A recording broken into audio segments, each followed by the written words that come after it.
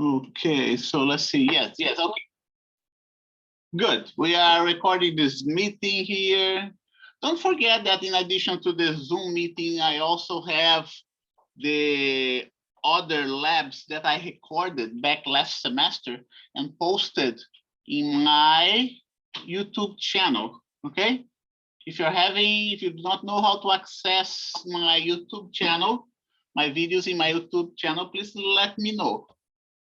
I have all the labs recorded there in my YouTube channel with the details, how the experiment is done, the spreadsheets, and so on, okay? So let me close the door here momentarily.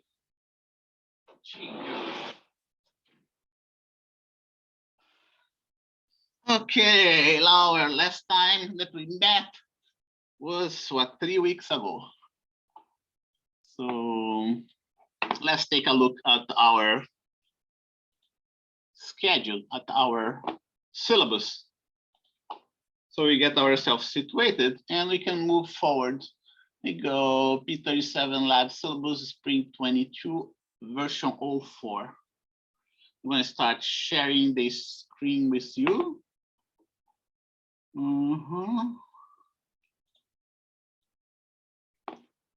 Okay, sharing. Here you go. Okay, so here you go.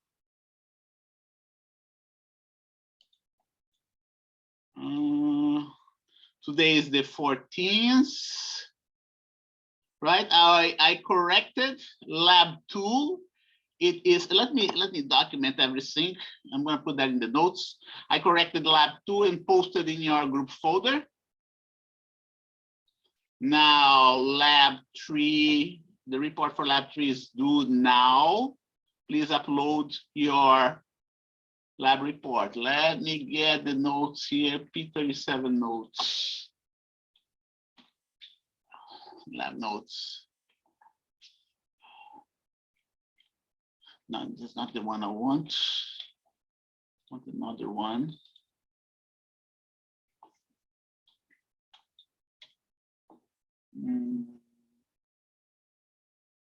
Must be this one here. Nope, it's not this one either.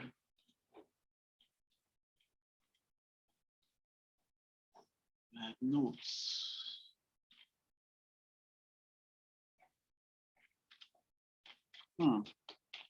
Let's see.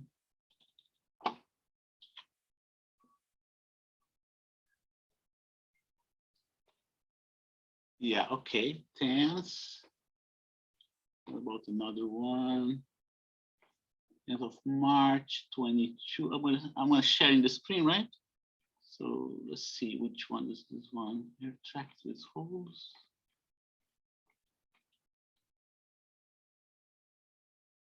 Projectile motion. Let me take a look at the other lab notes, spring 22.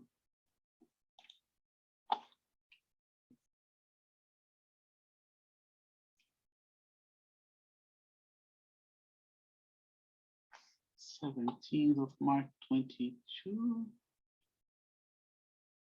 Okay. Let's go to the next one. 24th of March. Let's do it now. Okay. 24th. And yeah, okay. So that was the last time we met, right? The 24th of March. Yeah. Okay. Last time we met was the 24th of March. We did lab 3.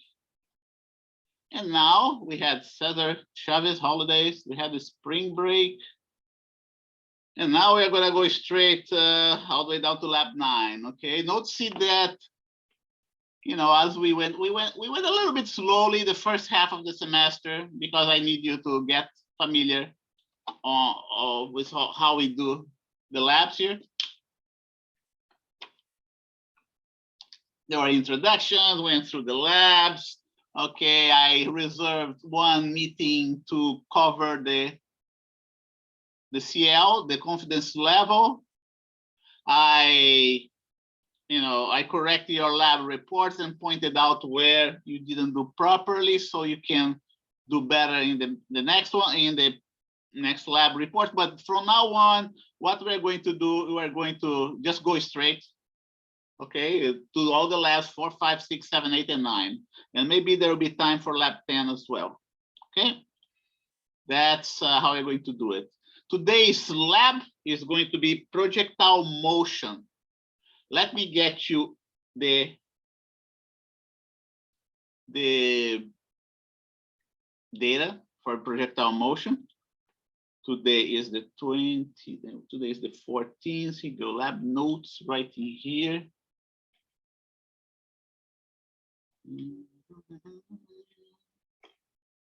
Let's see, that's not what I want.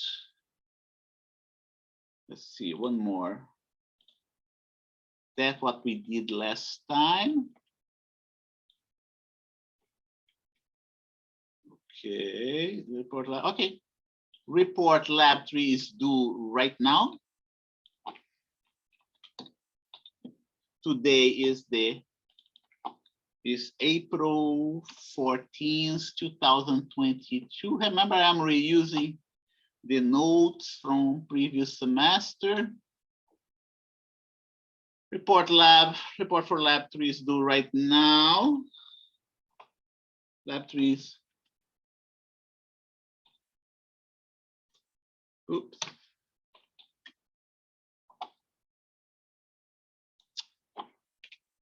Report for lab 3, remember, is due right now. Don't forget to properly label both Excel and Word documents. They both should be labeled as P37, no Tuesday, L03, GY, your group number.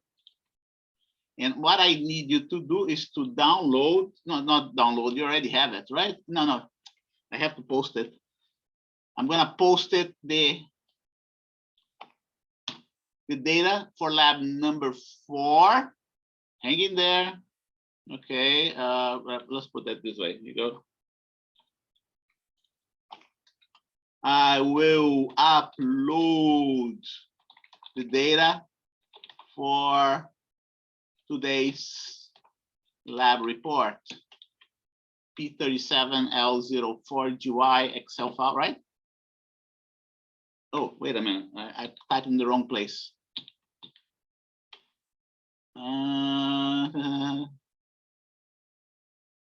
No, that's right. Yeah, okay, that's right. I will upload today's lab to the data. Upload the data for today's lab report to your group folder. To your group folder in the Google Drive. In my Google Drive. What you have after I do that, download, right? Download the Excel file from your group folder. From your group folder.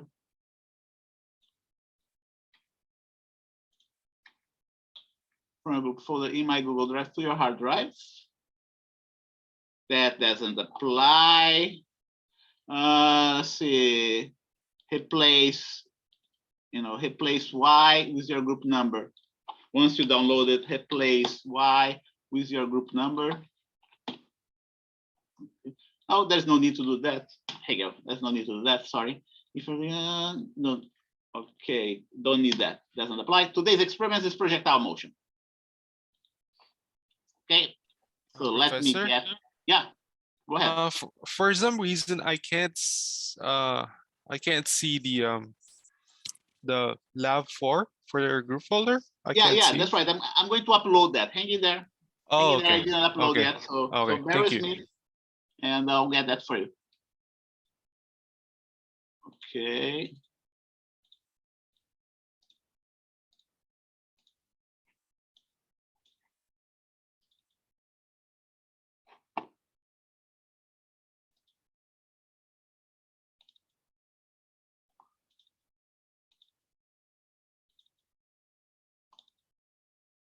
Okay, good. I have everything ready here. Let's make sure all this data is correct. Is in correct format. Let's see here. Okay, yep. Okay, this one is in good shape. Let's see here. Yep.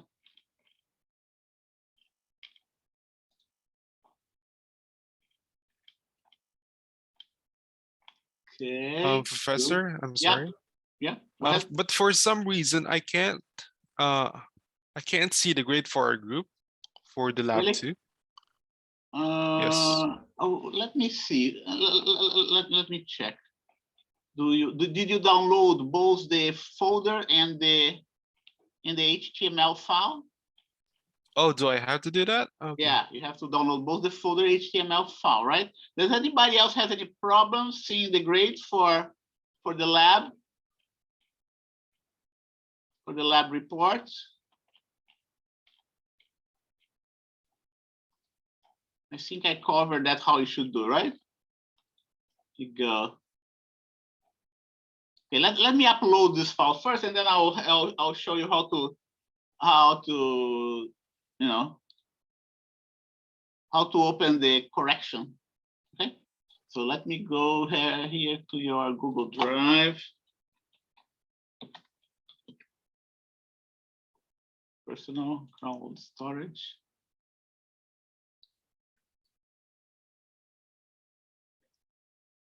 Okay, go to Drive.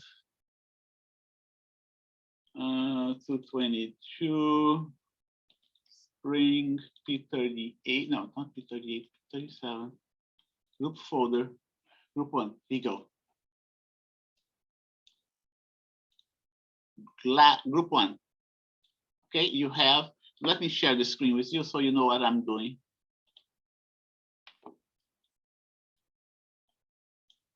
Okay, so group 1 already have the data file there. Group number 2, I'm going to upload it right now. Group number 3, you have group number 4, group number 5. Right? So now let's go here inside. I corrected lab report 2, right? So I went through that, what you're supposed to do to see your grades. You know, go to lab report 2, right? You all know the grade for your lab report 1, right? So I'll walk you through how you get to see. You have to download the folder and the HTML file. You have to download both of them. Okay. So now is it returning to you? Do you remember what you did before? We covered that before, right? Let me hear from you. If you don't remember, just tell me and I'll walk you through that again. No, I think we covered it before. We covered, right? Okay, good. So if if anybody else has any problems reading the grades, stay after the lab and then I'll walk you through, okay? But here you go. Here is your data for today. Don't forget to upload your lab report 3, both the spreadsheet and the hard copy. Let me see. I see only the spreadsheet in group number 1, right? Let me see group number 2. Let's see here. Group number 2. Yeah, okay. Group number 2 has both of them. That's good. Group number 3. Yep. Group number 3 did everything. Group seems to. Okay. Group number 4. Group number 4. Okay. Maybe we don't have a group number 4. That's why we don't have anything here. Like group number 5. Okay. Group number 5. Professor, Yeah. Actually, Professor, I am group number 4. You're group number 4? Okay, if I go to group number 4, I have only the spreadsheets here. See that? And I don't see, let's see, unless you put here inside. Did you put here inside? No, you didn't put here inside. I don't see the hard copy here. Okay, and apparently it was me who uploaded this spreadsheet. Did you upload the spreadsheet for report 2 and 3? Huh? Okay, we can talk about that later on, okay? If you have any problems, we can talk about that later on. Okay, so here we go. Let's so let's concentrate on lab number 4 right now.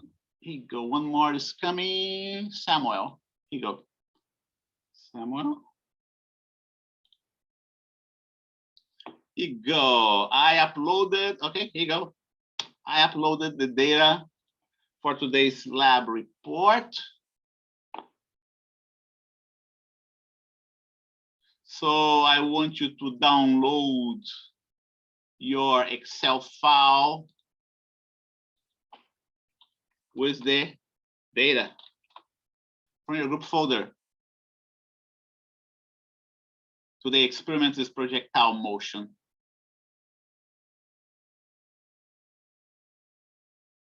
Let me get something else here. I'm gonna get my PowerPoint slides.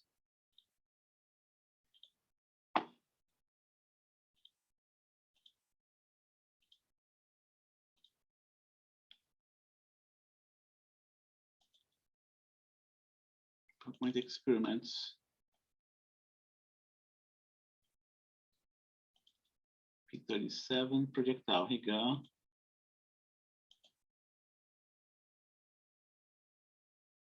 Should have already seen projectile motion before in the class.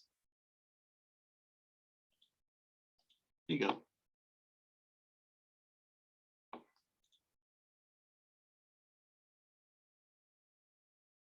Let me see if it's the latest one we have. It looks like it's the latest one we have. I'm going to illustrate the experiment, how it's done.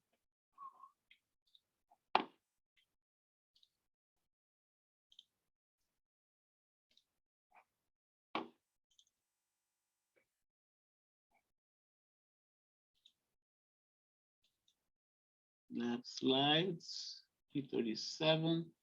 Yeah, okay, must be this one here. Most updated one, let's see here. Okay, that's the one. Yeah, let's use this one here.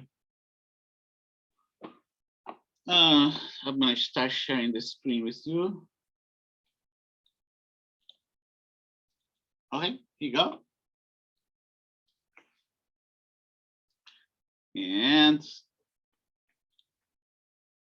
what we're going to do first. Okay, we're going to perform experiments. We will perform experiments to verify certain aspects of the equations of motion of a projectile. Okay, that's what we're going to do. Let me remind you that a projectile is defined as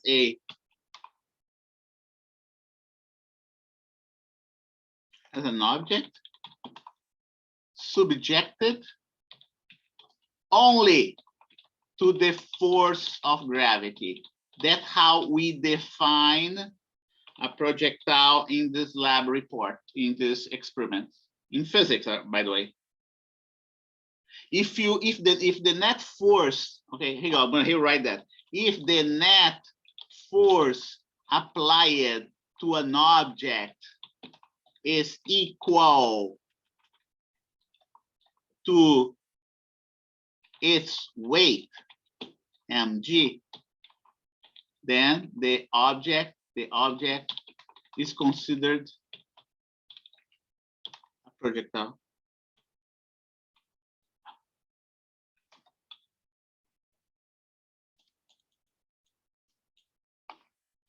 Projectile.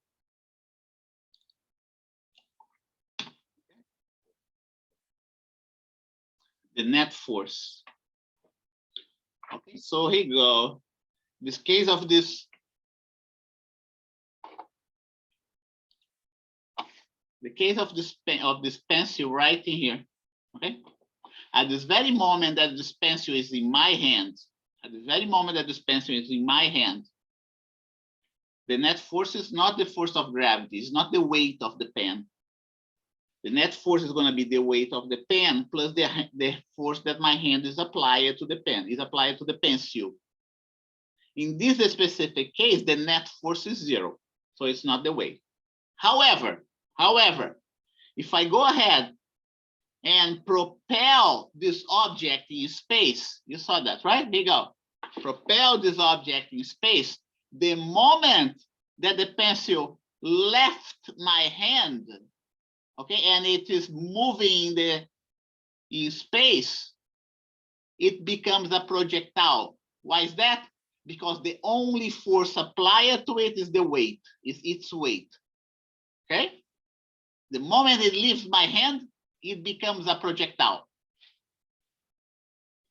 Under those circumstances, okay, an object moving in space under this circumstance,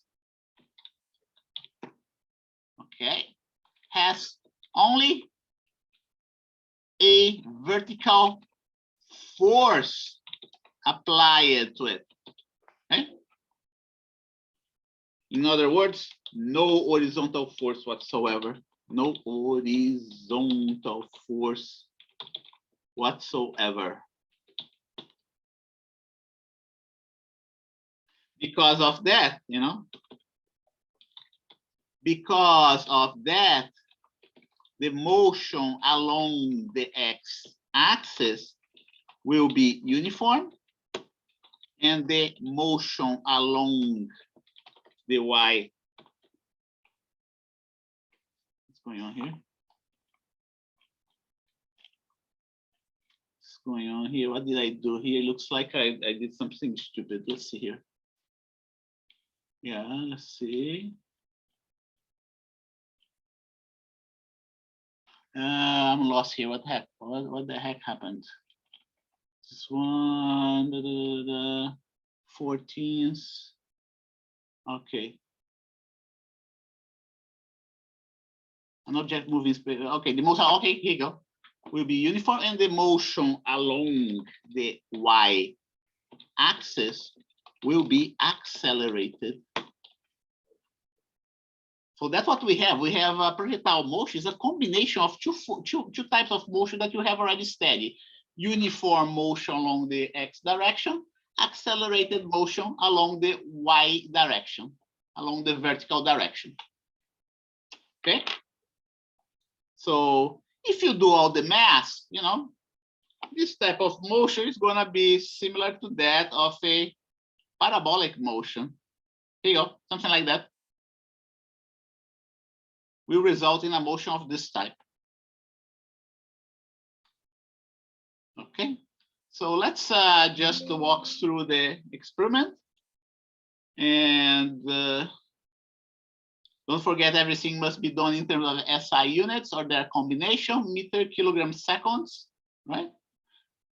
Kilograms and seconds.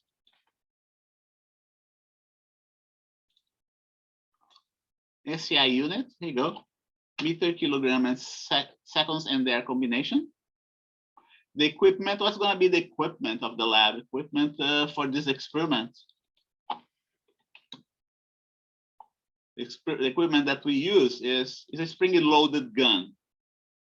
That's the most dangerous experiment. That's the most dangerous experiment that we can perform in this lab. A spring-loaded gun that we call the projectile launcher.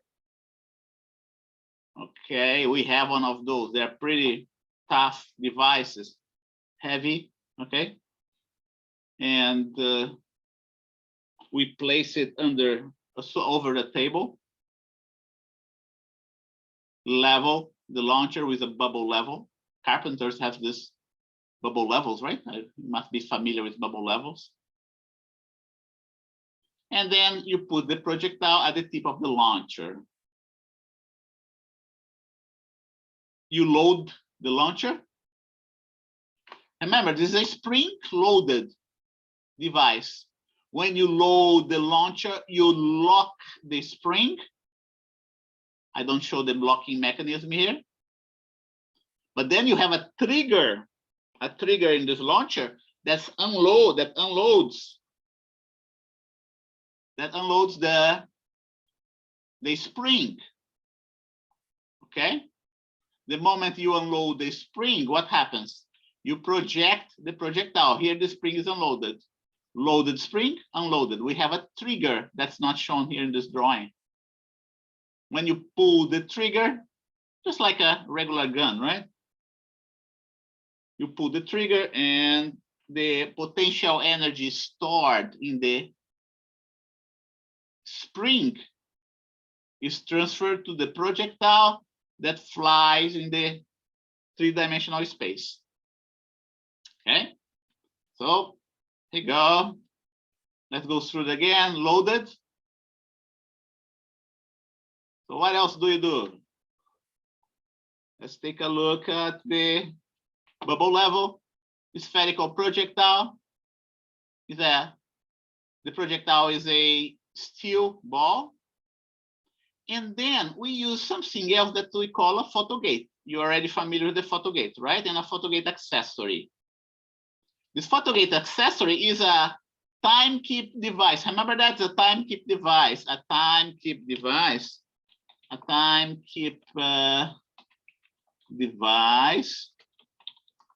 with a resolution of 1/10 of a millisecond.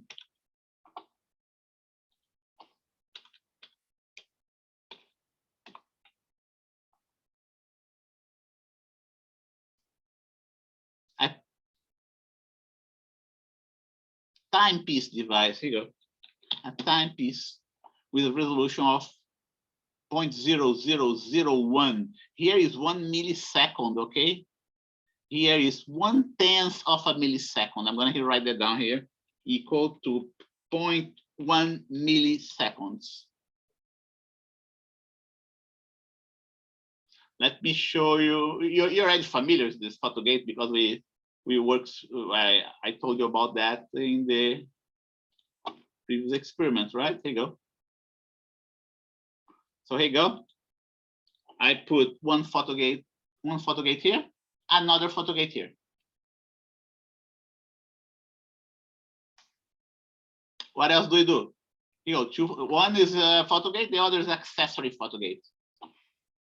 I measure the distance between the photogates, and now you can start looking at the spreadsheet that you have there. Let's get that. Let's get the spreadsheet. Let's see here.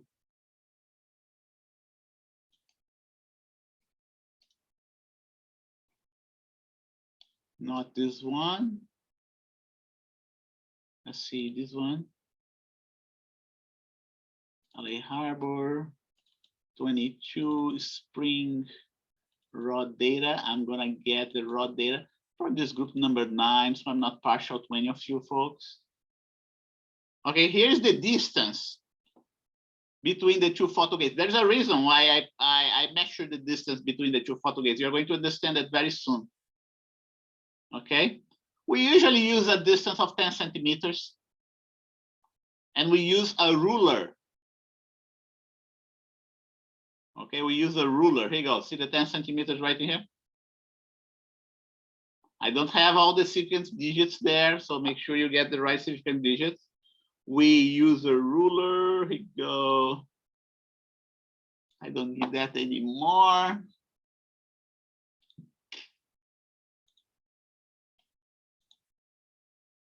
Ruler to measure the distance between photogates, 10 centimeters. Resolution of the ruler in meters is like that. So if you're going to write the distance, right, you should write like that, x dot onto 3 meters. I'm not putting the digits there. I want you to figure out how to write down the digits. We use masking tape as well. Okay. We set the photo gate to pose. Set the photo gate to pose.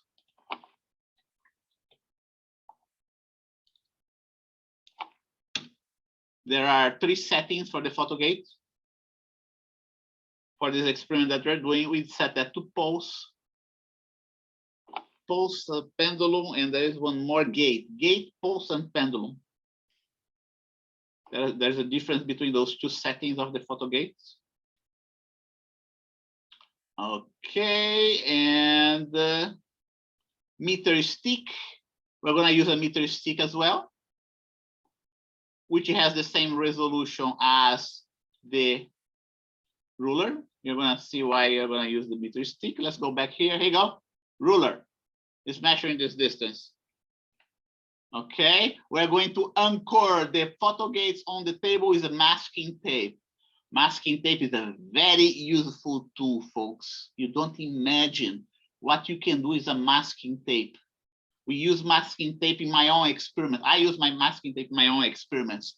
I'm developing new technology. I'm there using my masking tapes. Okay, and we use masking tape in this experiment as well. Some time ago, a mentor of mine taught me how to use masking tapes in the mechanical, in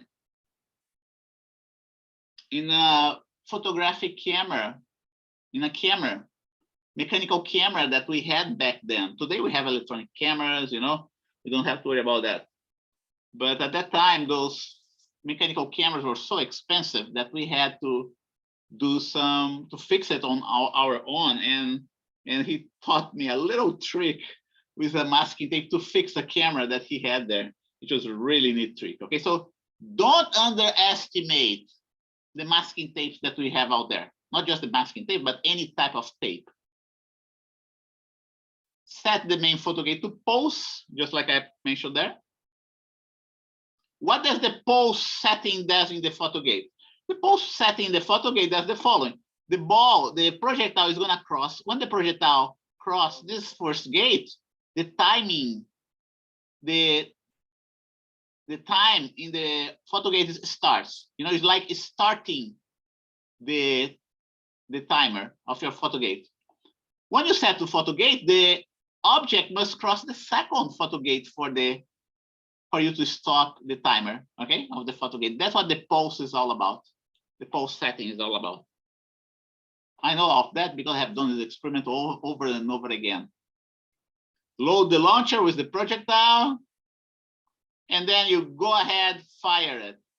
Trigger, you know, use the trigger to propel the projectile. The projectile, what is it going to do? It's going to cross those 2 photo gates in a given amount of time that's going to be provided by the photo gate itself. It has an LED screen that shows how long it takes for the projectile to cross those 2 gates.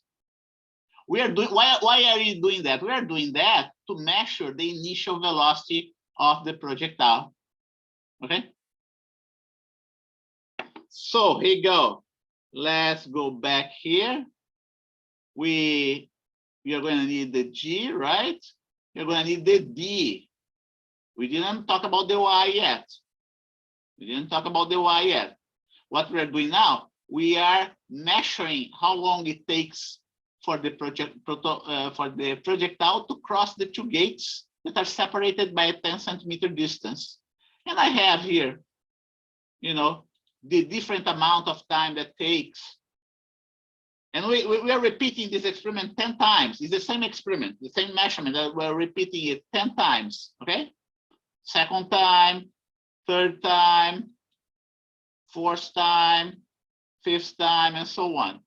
You can see that there is a little bit of a variation in the measurements, okay, which is normal. Okay, which is normal. And we fire this projectile 10 times to get some statistics going. the more measurements we make, the better the data you end up having. We get a summation of those values, and you take the average. You take an average of this time, okay? And what you see right in here is the average value of all those 10 measurements right in here.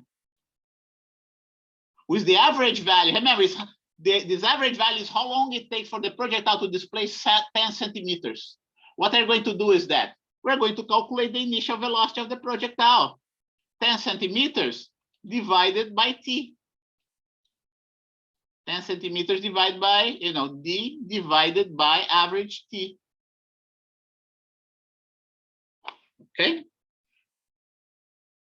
And from the equations of motion of the projectile, we can find out what's going to be the expected range. Once you know the initial velocity and also the height of the projectile, we can find out what's going to be the calculated range, okay?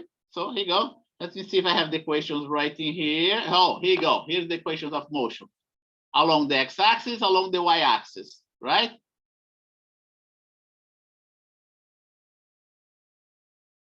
The x-axis along the y-axis. We need to know the initial height of the projectile. And how do we find that out? Okay, we calculate the initial velocity. It's just this distance divided by the time that the projectile takes to cross the two photo gates. Okay, the projectile was fired 10 times. We take the average of those times, and we calculate the speed of the projectile. It lies anywhere between 3 to 8 meters per second.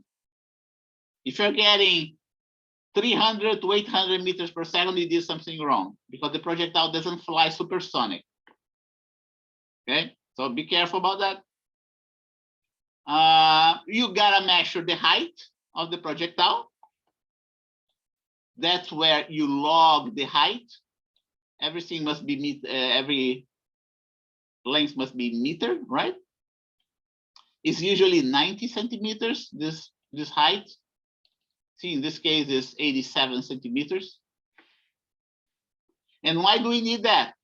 So look what we have. Look what we have so far. We have the average time, we have the initial velocity, and we have the height. You measure the height, you calculate the time from all those measurements, and you calculate the initial velocity from the separation between the gates.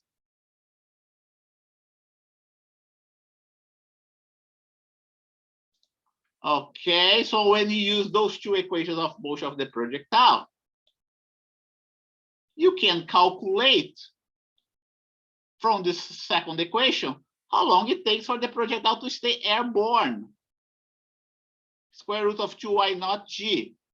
Okay, so you substitute, that's exactly what I have there. Okay, you substitute that right in here. Okay, right in here, and you get the range of the projectile, the predicted range. This is the predicted range. This is the predicted range. What's the range? The horizontal direction that the projectile moves before striking the ground.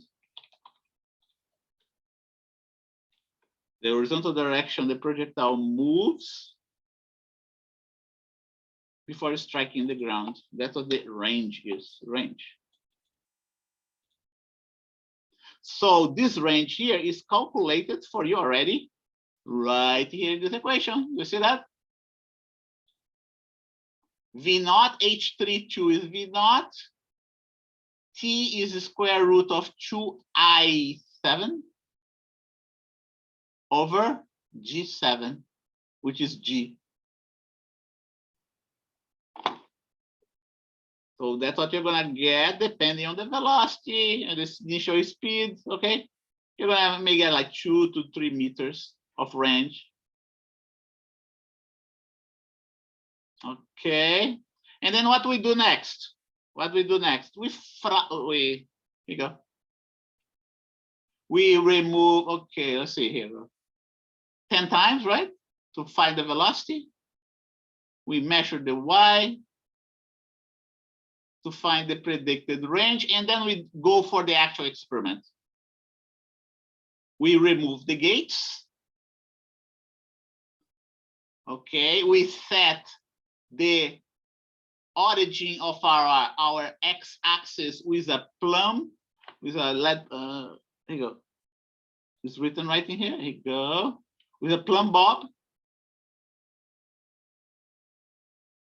The height is measured with a meter stick. We get a white paper and a carbon paper. And then what do we do? We fire the projectile 20 times and measure the range from the origin of the axis to the point of it struck the ground. Okay, here you go, 20 times. Compare this measured value with the predicted value. That's the idea. Compare your measured range with the value predicted initially. So let's see how it looks like. Here you go. That's the predicted one, theoretical one. Here are actual measurements, okay? Here are actual measurements, 2.45, 2.465, 2.442. They are slightly different because there are some errors, right, in the measurement, or the spring is not loaded exactly the way it's loaded throughout the 20 measurements, okay?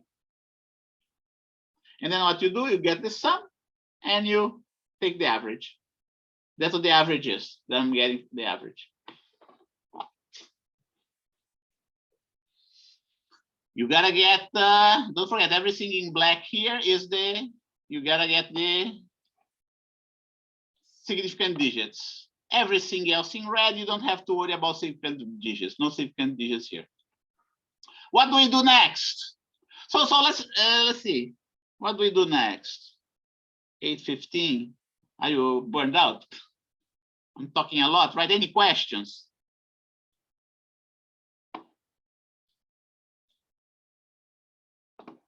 Any questions? Everybody's quiet there. Here you go, the equations. Here you go. Fire the projectile 10 times with the photogate to measure how long it takes for the projectile to displace 10 centimeters. Calculate the initial velocity of the projectile. Measure the height of the projectile is launched from. Why not? Predict the range of the projectile using D, T average, right? And why not? With the above formula. Then fire the projectile 10 times, 20 times, and measure each of these ranges and compare the ranges that you have fired. Take the average of those 20 measurements and compare that with the predicted range. Okay. What's going to be next? Let's see. Someone has not from me currently. Okay. No. Okay. Thank you. It's lots of information. Okay. So I know there's a lot of, it's best to do the experiment. Okay. But I know it's lots of information. You may end up not understanding completely. But like I said, it's best to do the experiment. Okay, what's gonna be next? Okay. Next, you're going to sort the measurements that you made. Let's see if it's already sorted out. Sometimes it's already sorted out. I hope it's not. 245, 246. Yeah, it's not sorted yet. I want you to sort all those measurements from the smallest to the largest value. Okay. Do you know how to do that? How to sort it? I'm going to show to you how to sort those values. I'm going to paste right here because I don't want to disturb this column. Okay. You highlight your values I want you to sort it from this shortest length to the longest one. Highlight it, go to data and sort. Sort column 1I from the smallest to the largest one, largest value. Look what Excel does for you. I'm going to show you, here you go, format cell. I'm going to put a bunch of decimal places there. So you're not, here. So you have the smallest distance to the largest one, see that? That's what the sorting does here in Excel. And why are we doing that? Okay, there is a reason why we're doing that, because you want to do some statistics on this data. Okay, we're going to do some statistics. And what this statistics consist of. Okay, smallest to the largest value. Count how many measurements you have between the average value minus the standard deviation, and the average value plus the standard deviation. You gotta count. And you gotta calculate the standard deviation too. It's already calculated here for you. The standard deviation. Here you go. The standard deviation is calculated here for you. Do you remember the equation for standard deviation? Let me write that down. This equation for the standard deviation. Let's see. Oh, here you go. Right in here. Everything is already here for you. Okay. Let's see. That's the average. That's the average, and that's the equation for the standard deviation. It is the measurement, the range measurement I. There are 20, right? Remember that? N is 20. I'm going to put 20 here for you, so you know what we're talking about. I varies from 1 to 20. Each of those measurements you subtract from the average and you square and sum this difference. Divide by IN minus 1 and take the square root. That's how we calculate the standard deviation. Okay, it's a very important statistical parameter. So if you count how many points you have between average minus sigma and average plus sigma. So let's see, it isn't let me sort, sir. Okay, so let's do that together. Samuel, did you download? Did anybody else have a problem with the sorting?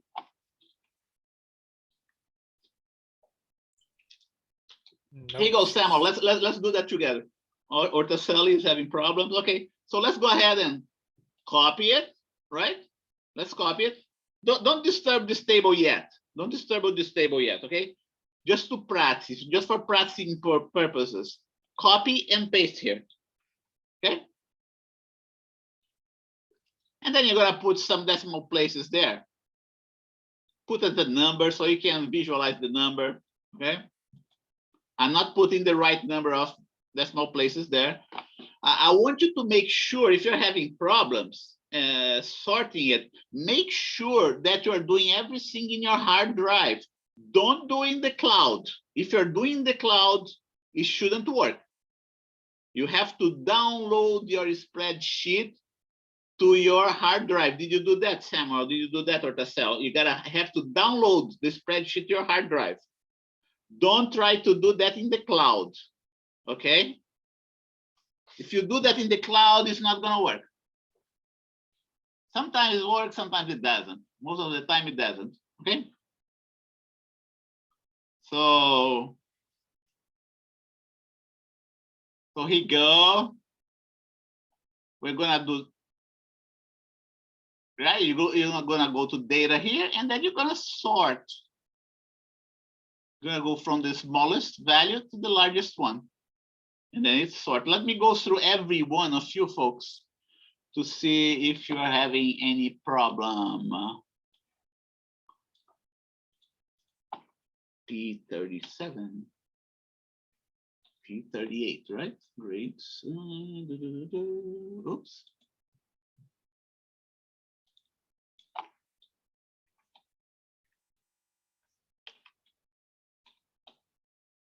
Grades. Is that the one? Hopefully that's the one. OneDrive.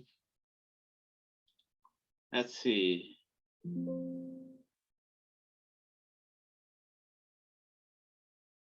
Nope, that's not the one, is it?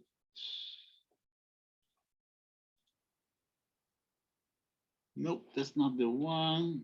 Okay, let me see elsewhere. Bear with me, please. Should be, must be this one.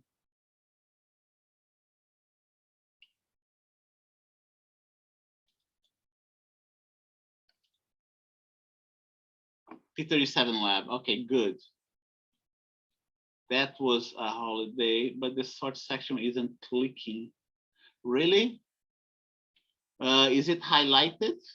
First, you gotta, if it's not clicking, most likely it's not highlighted. Can you, is it highlighted like mine? Sometimes it's grayed out.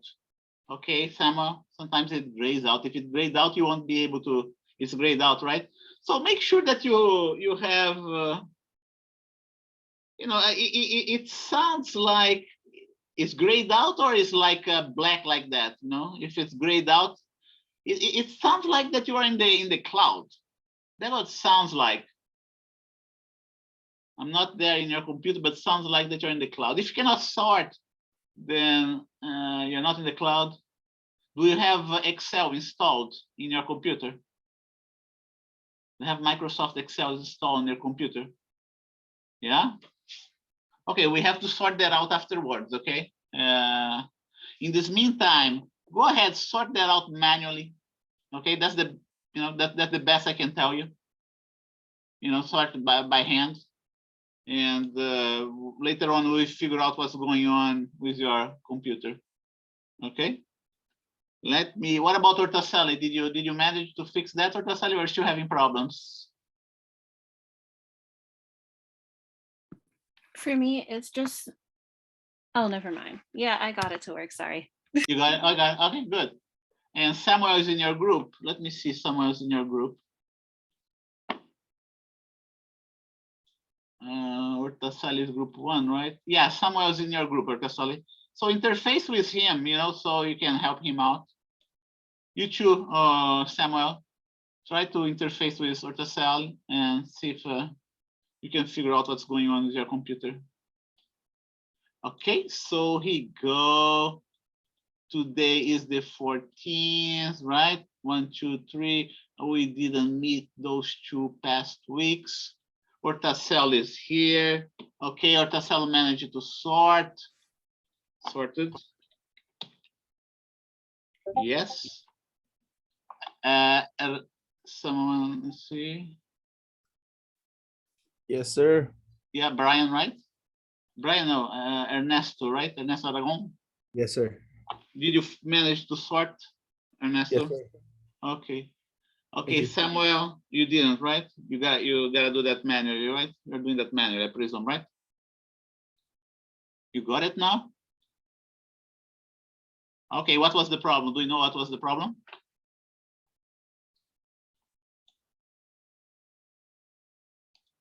Let's see, I'm gonna put the yes here. Hi, Samuel. Can you please fill me in? What? How did you manage to do that? It didn't change. It didn't change. I didn't change to number from scientific. Wait, that's, oh, that's why. That's why. Yeah, yeah. It most likely sorted, but you couldn't see it was sorted because you have to change from scientific to number all the way around, right? Right, Samuel. Most likely sorted, but you couldn't see whether it was sorted or not because everything showed the same number. I guess that's what it is. Okay, I'm glad you managed to fix that.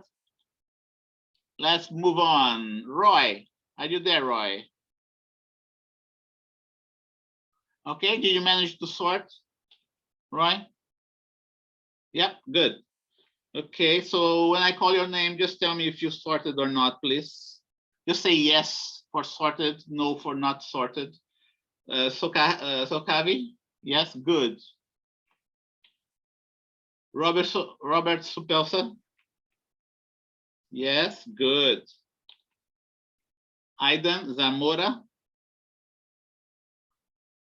Are you there, Aidan? Let's get Aiden. Let's see. I don't see Aiden here. Okay, Aiden is not here. Let's see. Next in line is Nathan. Yes, that's good.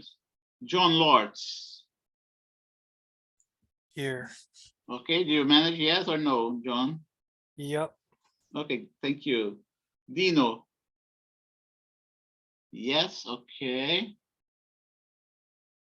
Evan, Matthew, Hilario. Are you there, Evan? Evan, Matthew? Let's see, Evan, Matthew. Yeah, he's here. Okay, good. So the answer is yes, good. Ryan McNeil, did you manage to sort, Ryan? Yes, good. Joe Romero. Joe Romero, let's see if Joe Romero is here. No, I don't see Joe Romero here. Okay, 0. And Franz Darwin Espírito. Espírito Sully. Okay, good. Yes. Evan Hilario. Evan John Hilario. Okay, thank you, Evan. Kevin Lopez. Are you there, Kevin? Yes, Okay, so thank you. yes, No problem with the sorting, right? And last, yes, Roberto. all good. Okay, good, thank you. Roberto Melena. Okay, do you have any problems with the sorting, Roberto?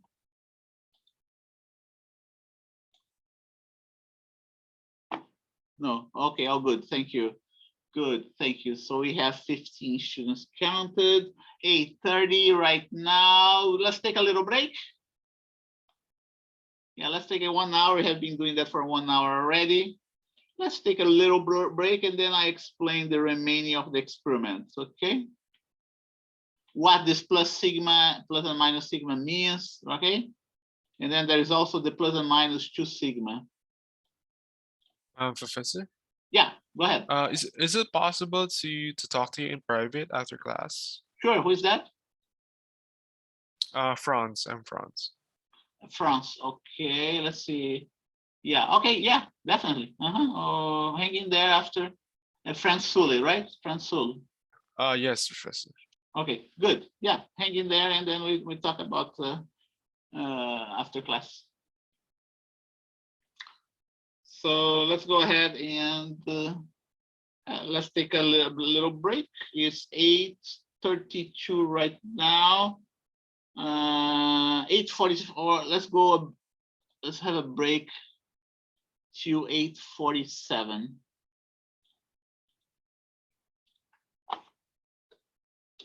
Break to 8:47.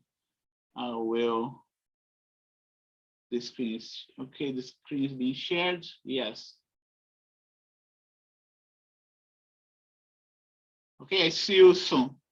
I will turn off my camera and I will mute myself as well. And I see you in 15 minutes.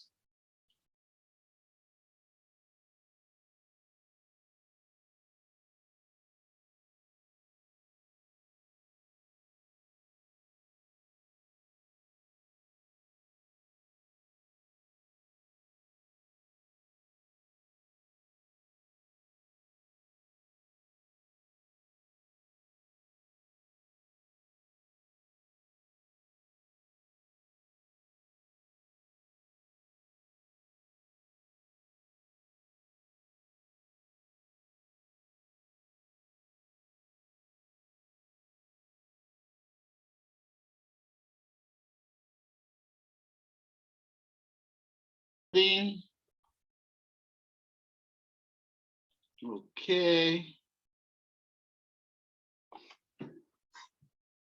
Let's wait one more minute to go, right? What I want to do, I want to summarize what we did here. what we do in this experiment. Okay, summarize what we did.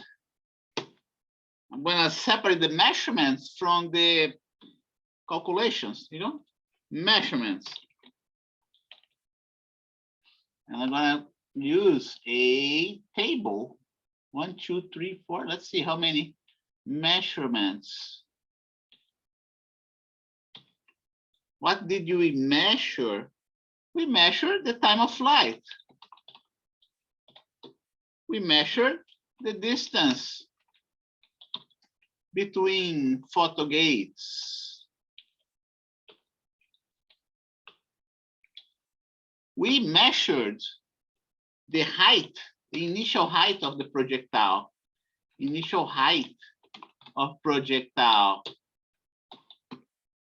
Those are all the measurements that we made. Did we have more measurements? Let's check if we have more measurements. That's what experiments are all about. We do measurements first, and then we calculate from those measurements. Yeah, there is, here you go. Measure the distance between photo gates, time of flight. Okay, so first, hey, let me put in the right order, right? Here you go.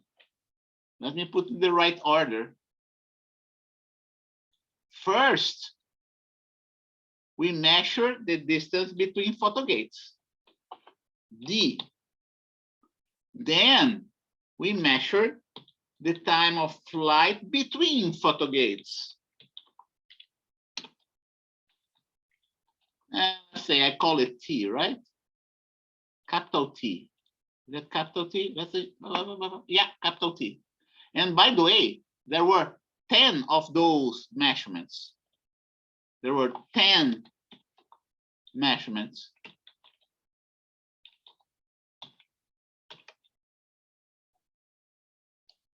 Those are raw data. Measurements slash raw data. Initial height of the projectile, yeah. And then, range of projectile.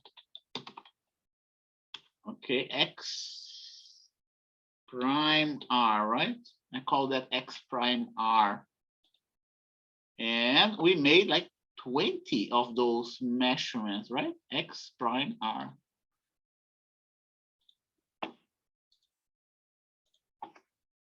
No, 20 measurements.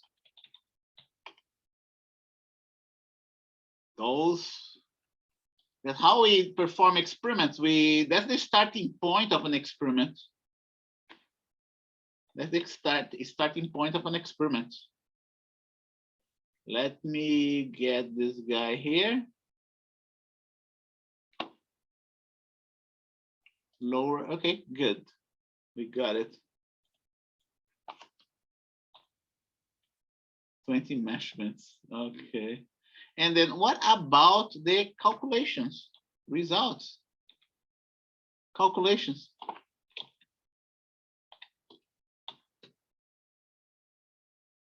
Okay, we took the average. Average of time of flight. Okay. We got all those 10 measurements, we summed them and divided by 10. That was one calculation. No? Calculations are slash results. Measurements are not results, right? Measurements are not calculations. What else did we do? Let's take a look at the, here you go. This one is from a previous, a previous experiment, okay? The G. So I'm going to ignore that. Okay, that's what we do. The first one I put. And then we use the initial velocity. We found out the initial velocity. Here you go. Initial velocity.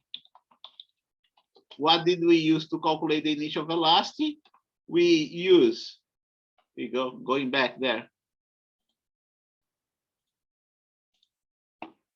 we use the average time and, oh, yeah, and the distance, right? There you go. Average time. I'm going to put it here, TAVG. You know,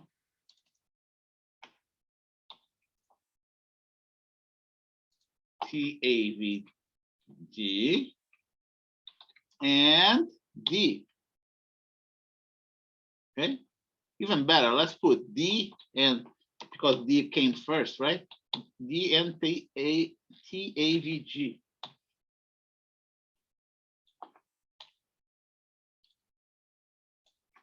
It's a good way of organizing everything that we're doing. What else we calculated? We calculated the, not the X prime R, which is the, you know, the predicted range. Predicted range. I call that XR without the prime. And I use the predicted range. Okay. To calculate, how do we calculate the predicted range? Let's go get the equation. Let's go get the equation, and here we go. Predicted range V naught, Y and G. Okay. V naught, Y and G. I'm gonna put here in my the G, acceleration of gravity as well, right? That was calculated. Acceleration of gravity. That was calculated from a previous experiment. So we used initial height of the projectile is Y naught.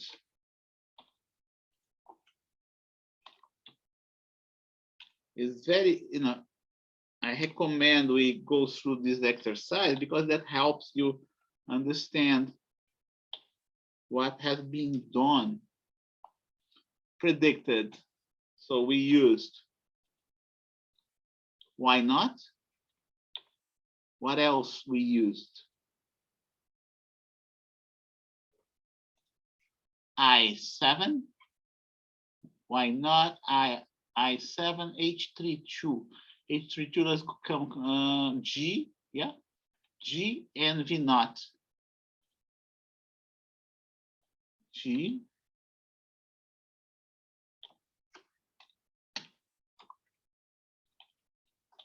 and V naught. Okay. So we can use results to find other results. You see? This is a result. This is a result. I use two results to find this other result. Range of project. What else? What else did we do? Okay, average range. Okay, we calculated the average range, and that would be this guy here, comma average. And let's see what the average range is. The average range is right in here. What else we calculated? We calculated sigma, the standard deviation. I need more. Sigma is standard deviation.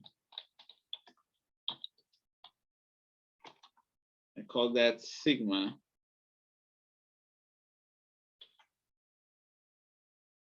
And there is an equation for sigma.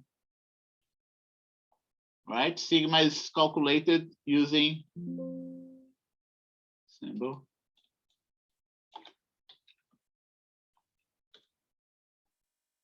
Sigma is calculated using some measurements and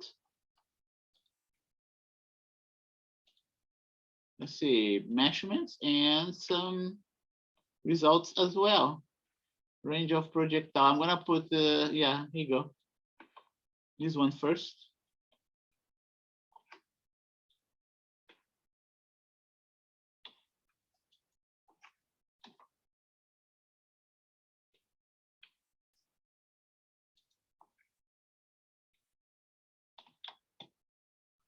Okay, what else did you're gonna calculate? Let's take a look here at the delta, right? See, delta. And then everything else, I'm not gonna, otherwise I'm not gonna write those other ones, but at least the delta, right? Percentage difference.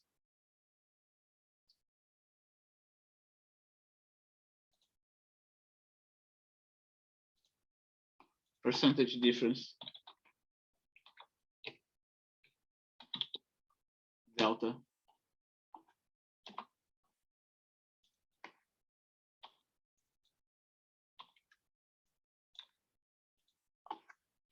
And the delta used what?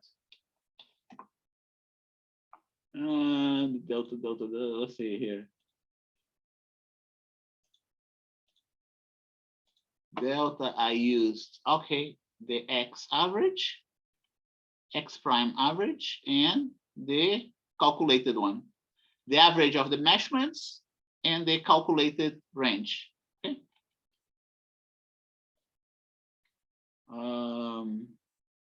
Here you go.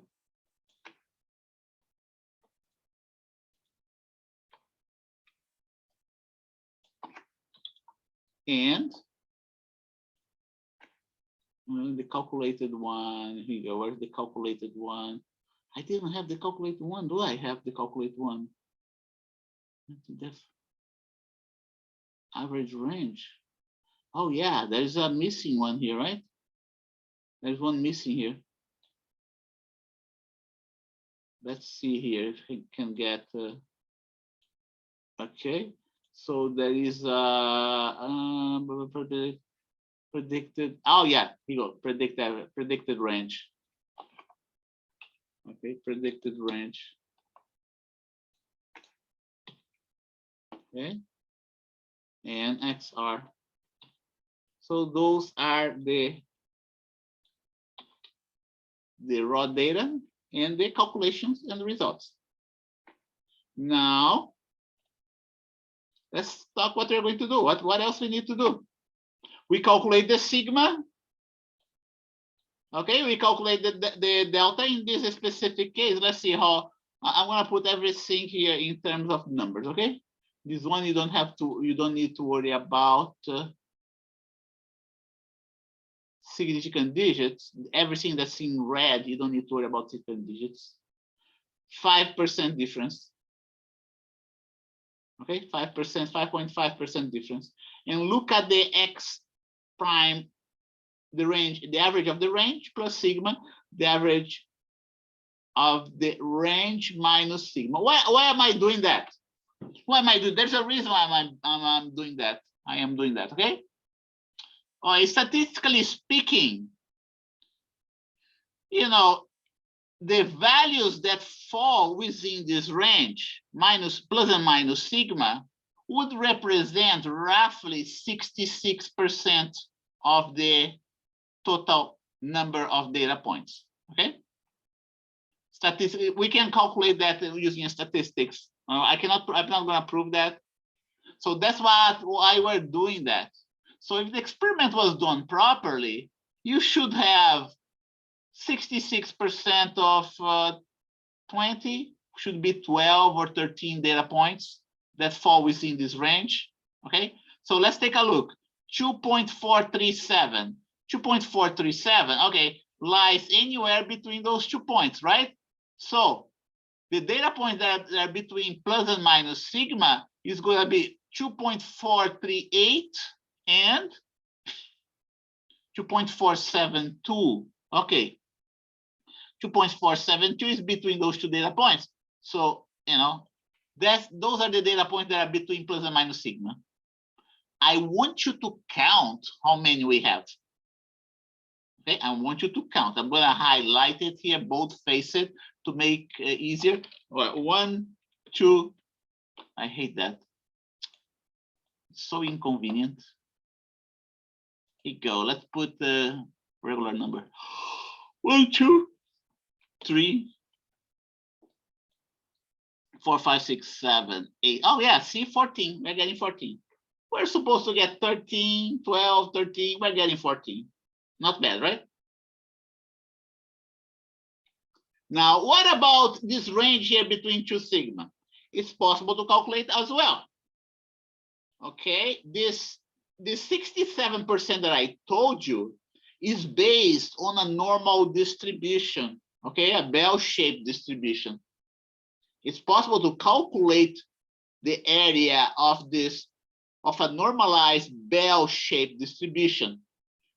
Total area is 1, okay, and then you go ahead, get the sigma plus and minus sigma range, calculate that area within plus and minus sigma in the bell-shaped curve, and you're gonna get, 67%. Now, what about between plus and minus sigma? Between plus and minus sigma is more. It's more than 67%. It's more like 95%. Okay? So you should have 95% of the data points fitting between those two values, 2.419. Let's see. Oh, 2.419 is here, right? Before this guy, 2.419. And what's the last one? 2.49. Hey, we're getting 100% of the data points that fit between average plus and minus 2 sigma. See that? It's close to 95%.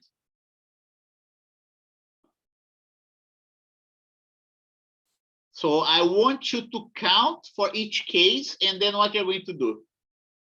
You're going to write down the number of data points that fall between plus and minus sigma and between plus and minus 2 sigma. Okay?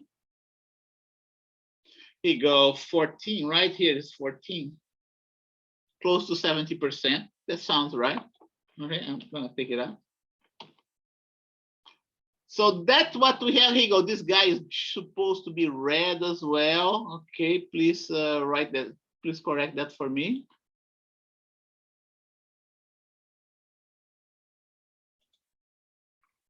So that's what we have for this experiment. What I want you to do is, here you go. First, okay, here you go. I describe how you find n.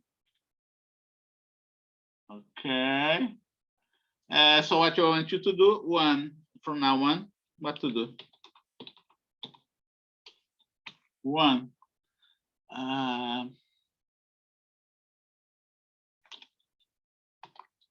Like the units. Okay, fill up the units. Adjust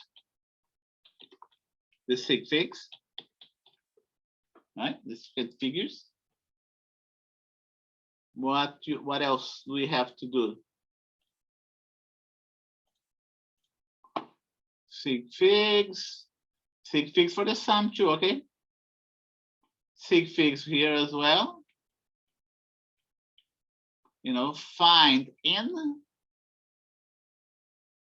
and find n. There's no graph for this one. Oh no, first sort, sort measured ranges.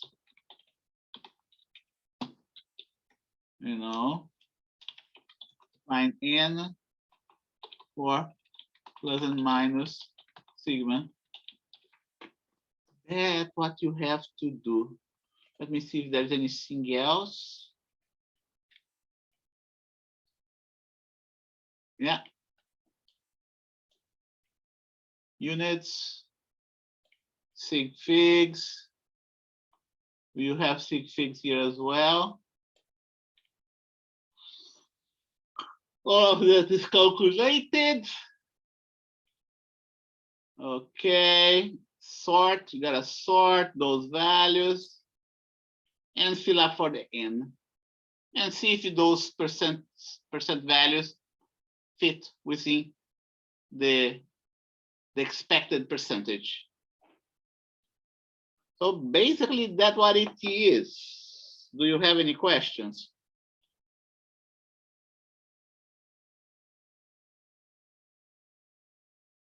Do you need any help?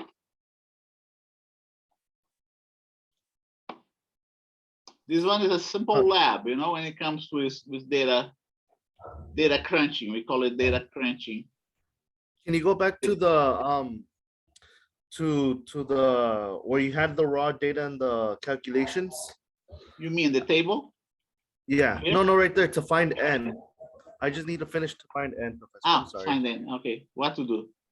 Here? A little bit more up. More up? I don't Perfect. know what you're talking about. Oh, how to find n, okay, how to find n. Yeah, sort your measurements of your range, your measurement for the range, you go. For the range from the smallest value to the largest one.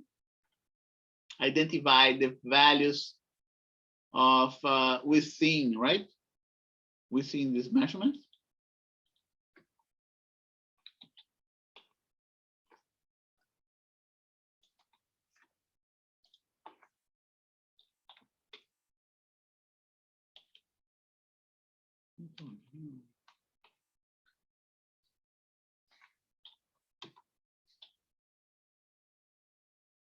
Identify the measurements. Well, the best way to write it down, identify the measurements within the values. Within the values.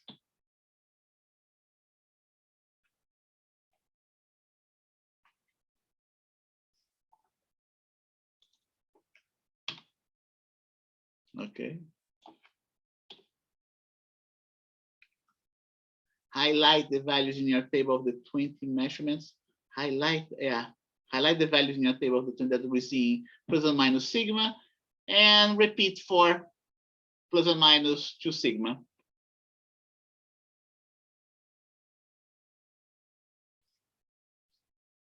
That's n. Thank you, Professor. N. You know, what you have here, folks, a script, okay, is a script for the lab, okay? Basically, that's what it is. You know, people in the movie industry, there's the same thing when they are producing a movie. They write a very detailed script, step by step, what's supposed to be done. Okay, whether they're doing a documentary, whether they're doing a science fiction movie, whether they are doing animation, they do exactly that, but in more detail, of course, right? So they can deliver the script to an illustrator, and then the illustrator is going to do something else. The illustrator is going to do what we call a storyboard, okay? And from the storyboard, they do the actual filming or the actual animation. And it's very important. I was told, you know, I was talking to one of those guys in the movie industry. He's telling me, you know, it doesn't matter who is the director. It doesn't matter how good the camera is. It doesn't matter how good the illumination is. If you had a bad script, it's going to be a lousy movie. Okay. So what we are doing here, in a way, we are doing a movie for you folks, on a movie of how to do this experiment. This is my script, and this here is the storyboard. Okay, and this one here is the storyboard. I have made a total of 40. I have made a total of 4 videos of 4 different experiments for this Physics 37 course. And I had to go through this whole exercise. I had to come up with a very detailed script. I had to come up with a very good storyboard. And then I hire an animator, and he did a pretty good job for me. You're going to see one of those videos in the last 4 labs.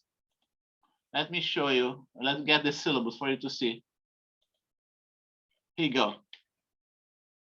Right in here.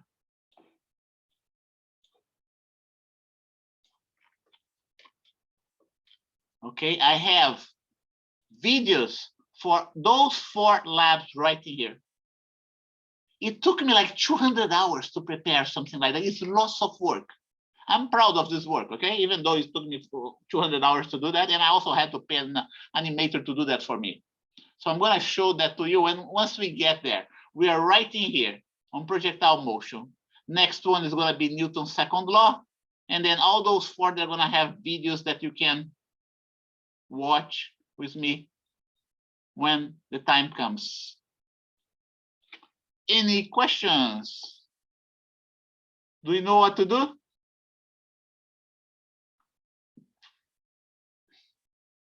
This recording, just remember, this recording that we do here in Zoom is not a good quality recording because I didn't write the script beforehand. I'm doing that all in the fly, okay? So, but hopefully it's still helpful for you. Not only the Zoom record is very poor quality, okay, but I'm doing all of that on the fly as well. Okay, but what you're gonna have here, those are very good quality videos, I can assure you. Like I said, I'm proud of those 4 videos that you're going to watch soon. Let's see if we have any questions. Let's see, just to go back and catch any instructions that I missed. Okay, let's see, 9:12. Let me see. What do you want me to do, Dino, right? You want me to show you the notes, or what exactly do you want to do? You want me to do? Oh no, Professor. No questions. Everything's good. Just saying that even a Zoom quality recording is. Yeah. Thank you for telling me that. Yeah, but you know, it's I do not know why Zoom quality is so poor. You know, I was watching the Zoom recordings. I have a good you know, a good software that I bought that has a much better quality. A software that records, you know, the images in the computer and so on. But oddly enough, that software that I bought doesn't work with Zoom. Okay, apparently there's a conflict. Apparently the Zoom and that software, the Butte, the name of the software, apparently they cannot use the camera simultaneously. Okay, so we have to to stick to the Zoom recording. But thank you for telling me that. Even though it's a poor quality, you know, hopefully is helpful. Is being helpful to you. For table 4-6, you want me to go through table 4-6? Go ahead, turn on your hard copy for lab 3. Yes, go ahead. You know, make sure you do it right now. So Robert, what do we need for table 4-6? Do you want me to display that here for you?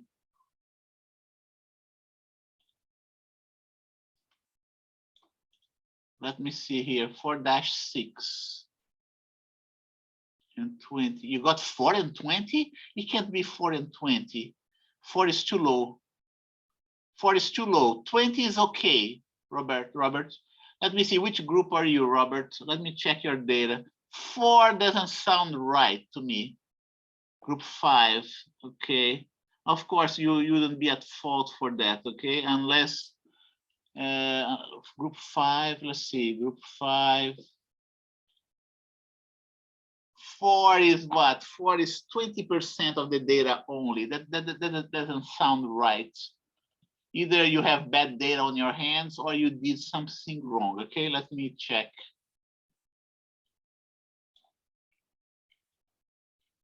Okay, here you go. Here's your data, right?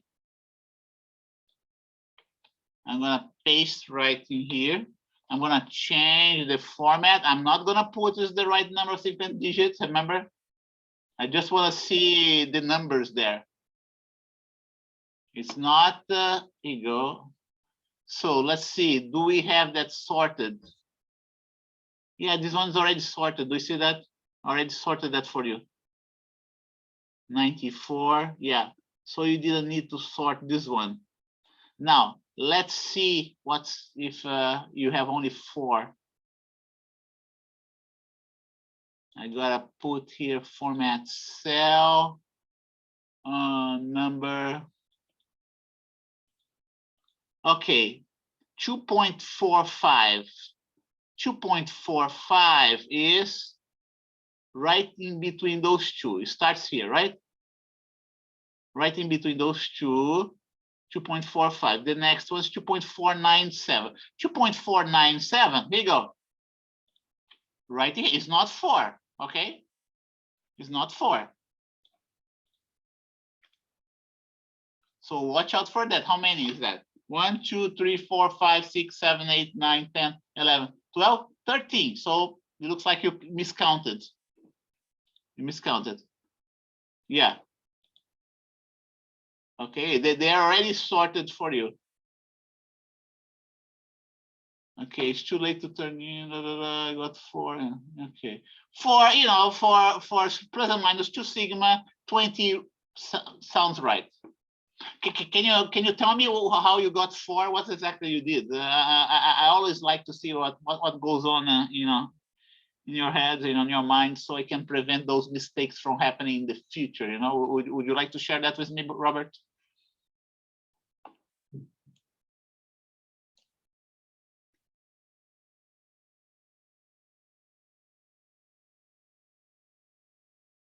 At the table 4 dash in the wrong way. 4-6. Okay. What did you do? You're looking at those two values. Is that what you're looking at? Maybe you're looking at those two values, right? I don't know. Oh I no, think I you was put looking at the other table, the one with 10 measurements, I believe. If I'm which table? the one that had, I think, 10 measurements. I think that's the one he got confused. Okay. This one here. You're looking at Yeah, the I think that's the. 4-2. Okay. No, it's just because I was looking at it wrong.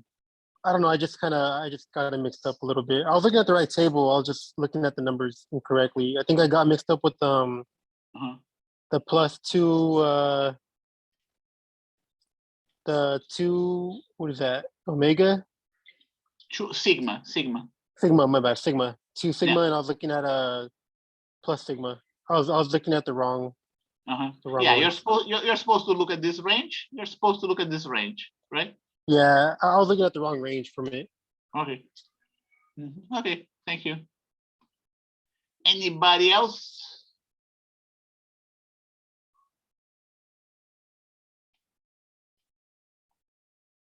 I'm gonna close this one. I'm gonna close. Oh gosh. I got clear that. Clear that and delete. Yeah, good. What about the other one that I just closed? This one, right? I gotta delete that as well. Left, good. Now, okay, if you don't have any questions, we can stop right now. And if there's a student that want to talk to me, right? So you can hang in there, and when everybody leaves, you just tell me what your concerns are, okay? I'll be more than glad to help you out. Thank you, Professor. Have a good night. You too.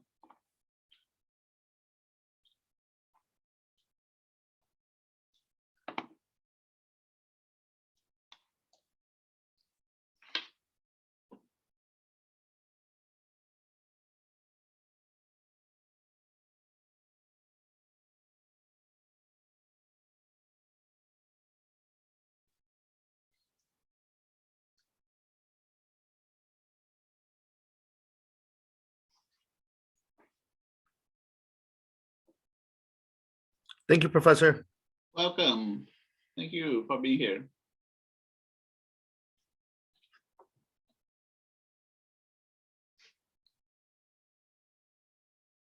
Okay, Franz, you want to talk to me, Franz? Yes, Professor.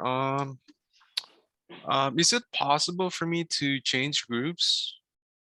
Okay, so let me see which group you are in. Which group number are you with? I'm in group 4. 4. Let's see here. Let's see here. Group 4. Okay, we have 40 students in group 4. Yeah, it is possible. But did you talk with anybody, any other group to see if they would accept you, or?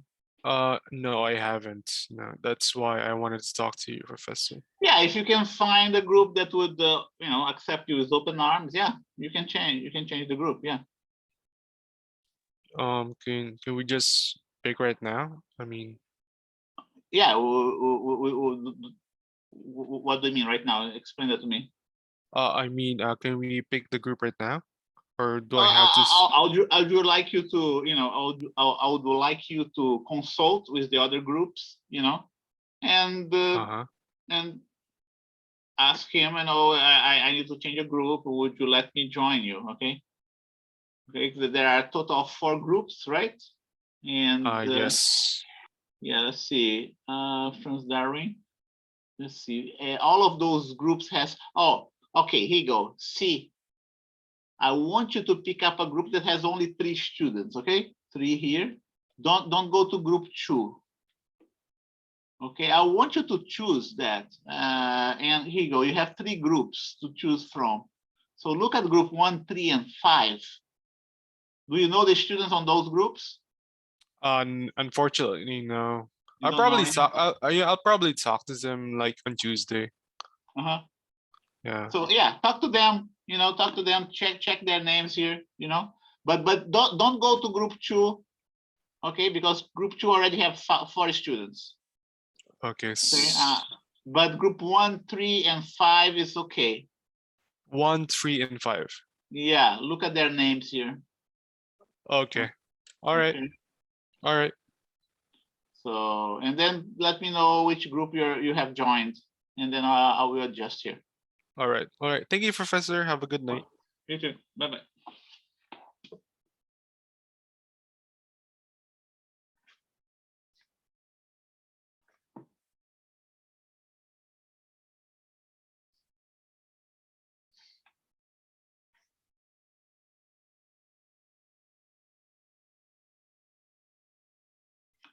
Let's see.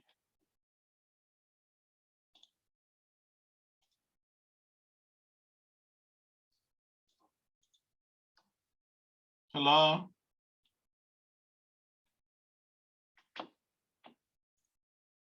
Hello, do you need any help, Evan?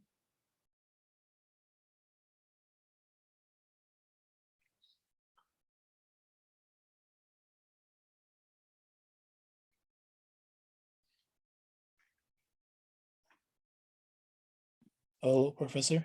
Yes, how may I help you? I have a question regarding our lab 2 for group 4. Uh-huh. Yeah, I made a mistake on where I turned it in, and that's why you couldn't see the file. Uh-huh.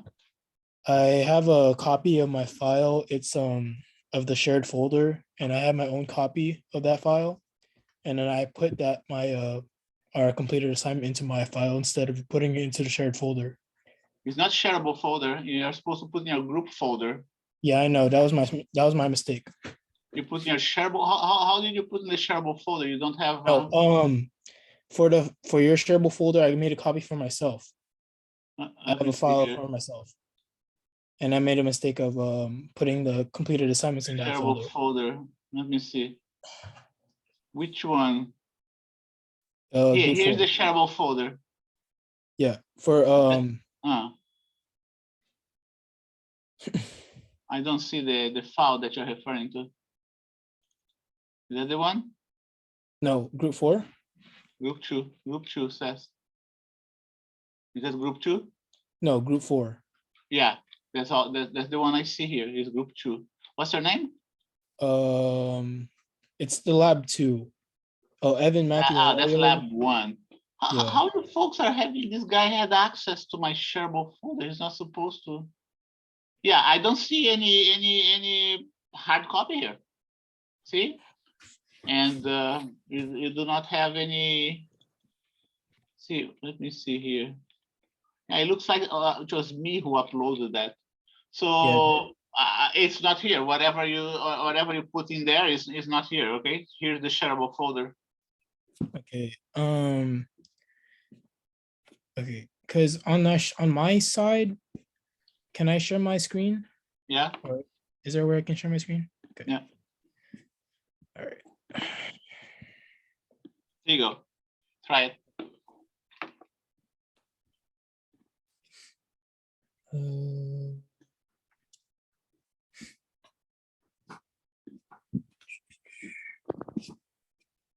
Okay. On my side, this is what it looks like. For shared with me, and it's turned into, it's in the shareable folder. Shareable folder. Oh, no. It's in the group folder, group 4 Okay, folder. Group folder. Okay, group folder. And then I think I put it in the wrong area, but it should be in here, correct? No, supposed to be here in this region. Let me see. Let me see. Let me go to the. Let me Sorry, see this is the how I first get time I've out ever here. submitted into the Uh, folder. Okay, let me go to the. Yeah, you gotta make sure you put in the right place. Okay, here you go. Group number 4, right? Correct. Group Do number you want me to 4. stop sharing so I can Yeah, okay. you must have put in the old stuff. Yeah, you put in the old stuff, but I can't see that. I'm gonna share that with you. Okay, I'm Okay. gonna share that with you. Share the screen. Okay, take a look here. Lab 2. Do you see my Correct. screen? Okay. Yeah. Yeah. First, you put in the wrong place, right? Okay. Okay. But then you put it today. You didn't put it. No, Okay. I looked to because my group messaged me and asked me if I inserted it, and I checked again, but Yeah. But you see, 8:49 p.m. It's today. Yeah. This thing was supposed to be there 3 weeks ago. Okay. And is there a way you can walk me down to where I can send Oh. it correctly? Because I'm not sure where to send it. well, you just put it here. You put it here. Everything you put it here. Don't put it. See, this is old stuff. Oh, okay, so It's old stuff. You put it right in here in this folder, group 4. okay. After I correct, I move them to the old stuff folder. Oh, okay, understood. Okay, so that's what I do. Okay, so you gotta put it right in here. So you don't have lab 3 yet, right? Yeah, Yeah, you gotta put lab 3. my team is gonna send that in right Yeah. now. Okay, can I delete that? Yeah, can I actually just put it into the folder it's supposed to be in? Well, I'm not gonna correct that because I already corrected. Okay. Okay. I'm not gonna correct that because I already have corrected. Once I have corrected, you should have a chance to. I should giving you an opportunity to turn in lab 3, even though it's late. I'm giving you this opportunity because I haven't corrected it yet. Okay, but once I corrected, Okay. All right. Okay. Thank you, Professor. Welcome.